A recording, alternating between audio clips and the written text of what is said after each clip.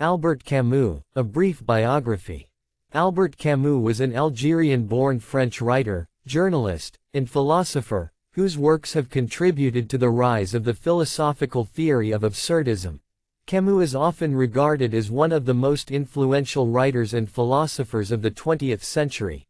Albert Camus was born on 7 November 1913 in the small coastal town of Mondovi, present-day Dréan, in French Algeria, now Algeria, to Lucien and Catherine Camus.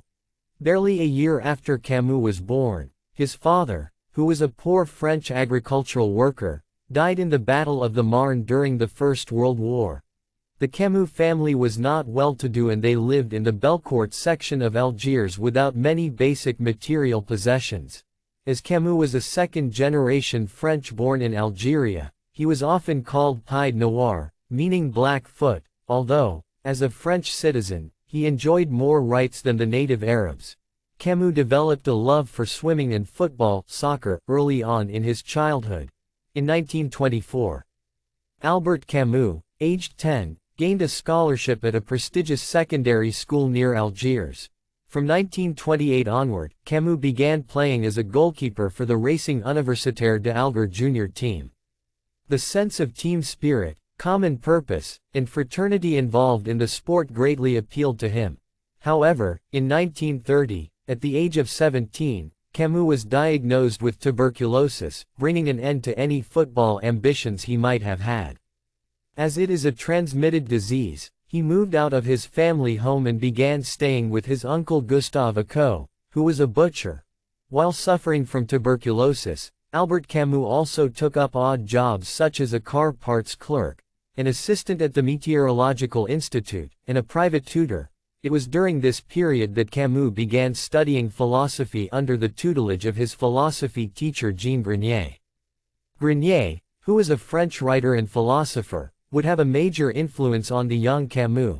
Camus became interested in the ancient Greek philosophers and in the philosophy of Friedrich Nietzsche. This formed the foundation of his early philosophical views. After enrolling at the University of Algiers in 1933, at the age of 19, Camus developed an interest in the philosophy of the early Christian philosophers. But the philosophy of Arthur Schopenhauer and Nietzsche had a radical effect on his thoughts, prompting him to lean more toward atheism and pessimism. He also began reading the works of novelist philosophers such as Herman Melville, Franz Kafka, Fyodor Dostoevsky, and Stendhal. The philosophical works of these writers and philosophers had a great impact on him and his philosophical views. In 1933, Albert Camus, aged 19, met Simone Weil, who was then the partner of a friend of his.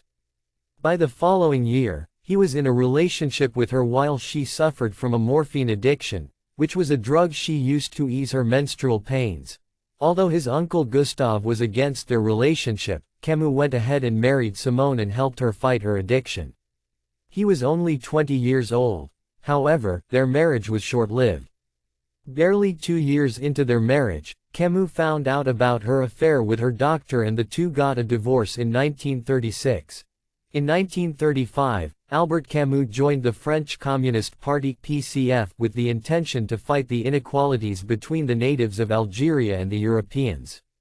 Although he did not consider himself a Marxist, he saw communism as a springboard and asceticism that could prepare the ground for more spiritual activities. However, a year later, he left the PCF and joined the newly independent Algerian Communist Party (PCA) at the suggestion of his mentor Grenier. The PCA was dedicated to the cause of Algerian independence from French rule, and Camus' primary role in the party was to organize the workers' theater. Simultaneously, during this period, he was also associated with the Algerian People's Party (PPA), a moderate nationalist and anti-colonialist party. Shortly thereafter, Camus was expelled from the PCA for refusing to follow the party line. He had begun to mistrust bureaucracies whose goals were targeted at efficiency rather than justice. But he continued to be involved in the theater and renamed the group theater of the team. Some of the scripts he wrote for the theater became the basis for his novels later on. In 1938, Albert Camus began working for the leftist newspaper Alger Républicain. By then, He had developed strong anti-colonialist feelings after witnessing the harsh and unjust manner in which native Arabs and Berbers were treated by the French authorities. He also developed anti-fascist sentiments after looking at the rise of fascist regimes in Europe. The political situation in Europe, with its dramatic rise in authoritative fascist governments, deeply worried him. In 1940, the Alger Republicain was banned by the French authorities for its opposition to colonialism. After the Alger Republicain was banned, Albert Camus moved to Paris and took up a job as editor-in-chief of the French newspaper Paris Soir. The onset of the Second World War had begun to affect France, and Camus volunteered to join the army but was rejected due to his history with tuberculosis. As the German army approached Paris, Camus fled the city for Lyon, where he ended up marrying French mathematician and pianist Francine Fauré on 3 December 1940. Camus was laid off from Paris Soir and he and Francine moved to the coastal city of Oran in northwest Algeria, where he began teaching in primary schools. During this period, he began working on his first cycle of work which dealt with the absurd and meaningless. The cycle would include a novel, The Outsider or the Stranger, published in 1942, a philosophical essay, The Myth of Sisyphus, published in 1942, and a play titled Caligula, published in 1944. Each of Camus' cycles of work would include a novel, an essay, and a theatrical play. Due to his tuberculosis, Camus and Francine moved to the French Alps on medical advice. It was during this period that he began working on his second cycle of work that dealt with revolt and rebellion. The second cycle would include the novel The Plague, published in 1947, the philosophical essay The Rebel, published in 1951, and the play The Just Assassins, published in 1949. Camus then made his way to Paris, where he met and befriended well-known intellectuals of the time such as Jean-Paul Sartre, Simone de Beauvoir, André Breton, and several others, quickly becoming a part of their circle. Through this circle, he met Spanish-French actress Maria Casares, with whom he would go on to have an affair. By the mid-1940s, Camus had begun gaining some recognition for his first cycle of work. Upon arriving in Paris during the French occupation, Albert Camus began working as a journalist and editor for the clandestine newspaper of the French resistance, Combat. Since the newspaper was banned and operated underground, Camus wrote his articles under a pseudonym and used false identity cards to avoid being captured. During this period, he also wrote a collection of essays explaining why resistance was important and necessary.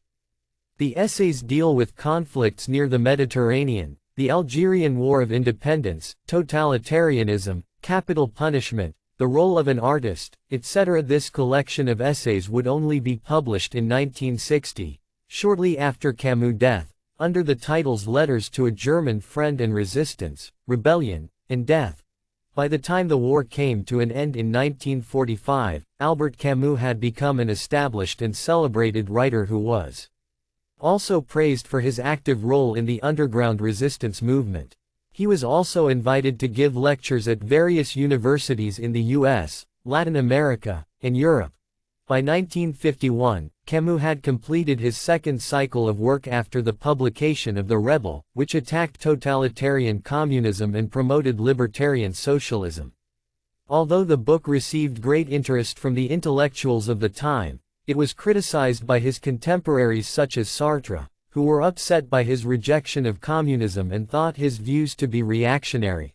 Sartre wrote a critical response to the work in a review in 1952, thereby bringing an end to their on-again, off-again friendship. His relations with Marxists and existentialists worsened after the publication of the book. Albert Camus was an ardent advocate of European integration and was even an active member of multiple organizations working toward that cause. In the year 1944, Camus founded the French Committee for the European Federation. And in 1947, he helped establish the Groupe de Liaison Internationale (GLI), a trade union movement in the context of revolutionary syndicalism. He firmly believed that Europe could only evolve along the path of economic progress, democracy, and peace if the independent nation-states become one single federation. Albert Camus was believed to have anarchist sympathies, and many considered him an existential anarchist or an anarcho-syndicalist. He firmly opposed any kind of authority, centralization, and exploitation, and even rejected political violence in general, with very few exceptions. His anarchist tendencies led him to write for several anarchist publications such as the Proletarian Revolution, Workers' Solidarity, and the Libertarian. He even attended meetings of the anarchist student circle. Through the 1950s, Camus' anarchist tendencies intensified as he witnessed the moral degradation of the Soviet Union. Needless to say, his pacifist views led him to strongly condemn the bombings of Hiroshima and Nagasaki. He even went as far as to resign from his human rights work for UNESCO after the UN recognized Spain under the rule of Francisco Franco. Camus has often been described as a moralist for his belief that morality must guide politics. In 1957, Albert Camus became the second youngest recipient of the Nobel Prize in Literature at the age of 44. He was given the prize for his important literary production, which with clear-sighted earnestness illuminates the problems of the human conscience in our times. The news came as a shock to Camus himself, who believed that French writer Georges-André Malraux would be awarded the prize that year. Camus became the first African-born writer to ever be awarded the prize. He used the money from the prize to stage a play, The Possessed, based on Dostoevsky's novel Demons. Shortly thereafter, he began working on an autobiographical novel, The First Man, based on his childhood in Algeria. He believed the novel would be his finest work. Sadly, he passed away before he could complete it. On the 4th of January 1960, Albert Camus, aged 46, died in a car accident near the commune of Sens, in Le Grand Fossard in the town of Villebleven. Camus was traveling in his publisher Michel Gallimard's car, along with Gallimard's wife and daughter, when the car crashed into a plane tree on a long straight stretch of Route Nationale 5. Camus, who was sitting in the passenger seat, died instantly. Gallimard died a few days later, while his wife and daughter were left unharmed. The unfinished manuscript of The First Man, about 144 pages, was found at the accident site. The novel would later be transcribed by Camus' daughter and published in 1994. Camus was buried in the Lourmarin Cemetery, Vaucluse, where he had lived. In his obituary, William Faulkner said, "When the door shut for him, he had already written on this side of it that which every artist who also carries through life with him that one same foreknowledge and hatred of death, is hoping to do. I was here." And Sartre paid tribute to Camus' heroic stubborn humanism in a eulogy. A monument to Camus was later built in Villebleven. Although Camus' philosophy is often associated with existentialism, Camus himself vehemently rejected such association and categorization of his philosophy. His philosophy is now mostly associated with absurdism, meaning that which is meaningless and where man's existence is absurd because his contingency finds no external justification. According to absurdism, man is part of an unintelligent universe, and, therefore, human values are not founded on any solid external component. Camus described the absurd as the confrontation between human needs and the unreasonable silence of the world. His philosophy deals with this absurdity of life and the inevitable and inescapable ending, meaning death. Why then must one continue to live if their existence is meaningless? Why must one not choose to end one's life? To these questions, Camus has a positive and optimistic answer.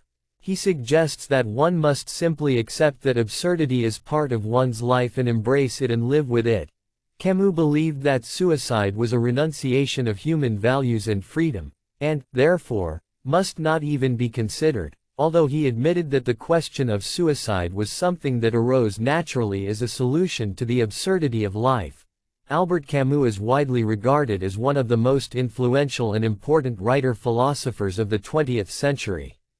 His works have become more popular after his death, especially after the collapse of the Soviet Union, when interest in his philosophy soared as an alternative road to communism was sought.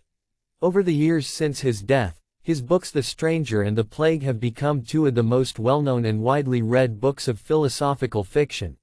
A decade after his death, his first attempt at a novel, A Happy Death, written between 1936 and 1938, was published in 1971. Each of Camus' cycles of work dealt with a theme with the use of a pagan myth and biblical motifs. The first dealt with the pagan myth of Sisyphus and the biblical motifs of exile and alienation. The second dealt with the pagan myth of Prometheus and the biblical motifs of revolt or rebellion. And the third dealt with the pagan myth of Nemesis and the biblical motifs of the kingdom. In his lifetime, Camus maintained a largely neutral stance on the Algerian War of Independence.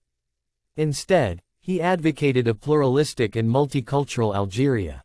He also condemned the political violence undertaken by the parties involved in the war. But Camus was termed a reactionary for his views, and they led to much controversy and criticism of his neutral stance. At a time when writers, artists, and intellectuals were quick to take political and ideological sides, Camus had the courage to think independently and have his own singular point of view on political and philosophical matters. Camus will forever be remembered for being an ardent humanist and pacifist, who advocated civil rights, equality, dialogue, and political tolerance.